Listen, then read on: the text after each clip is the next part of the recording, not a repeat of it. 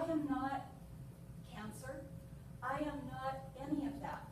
I am spirit, manifesting a human form. But spirit is perfect.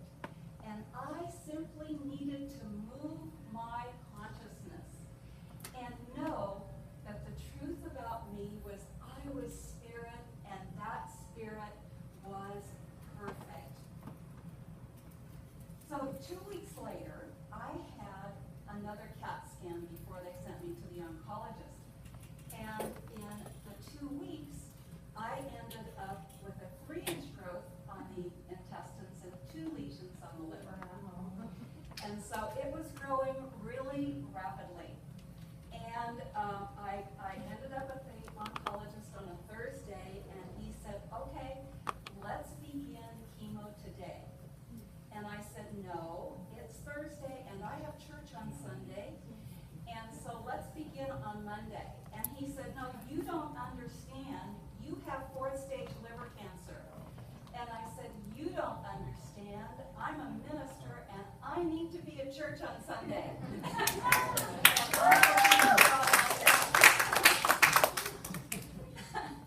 And so, Ernest Holmes says, when 51% of your thinking is health and life and power, that day, that 51% will swallow up and erase the other 49%. 51%. And I want to tell you, the main thing about cancer or that diagnosis is fear. So not only are you afraid, and it's like everything that you know, it's so alien. So you are just washed over with fear. Your family is washed over with fear. Everyone that you know is washed over with fear.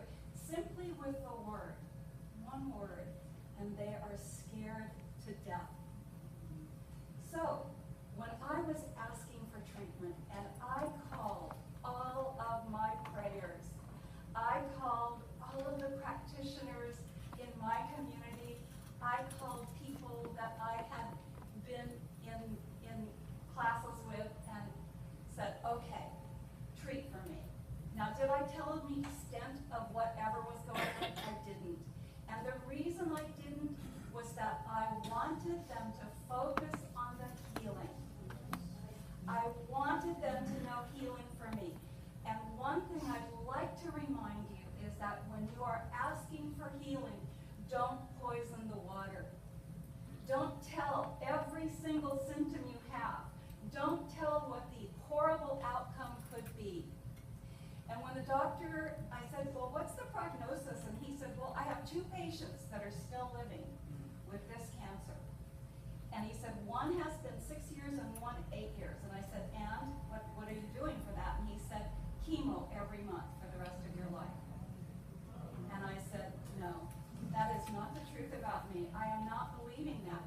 So as I went through this process, when I go into I was never sick.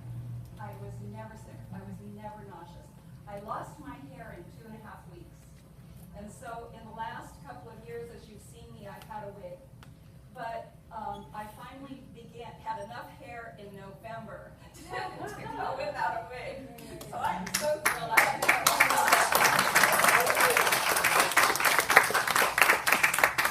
But I never told people that the doctor said it was 4th-stage liver cancer. I never, once you say that, it says DEATH.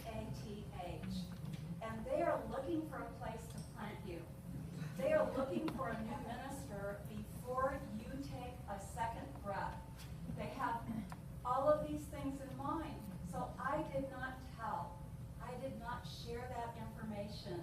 And it's a good thing to remember not to share too much when you want somebody to know the truth for you and you want somebody to know healing for you. Ernest Holmes went on and he said, the day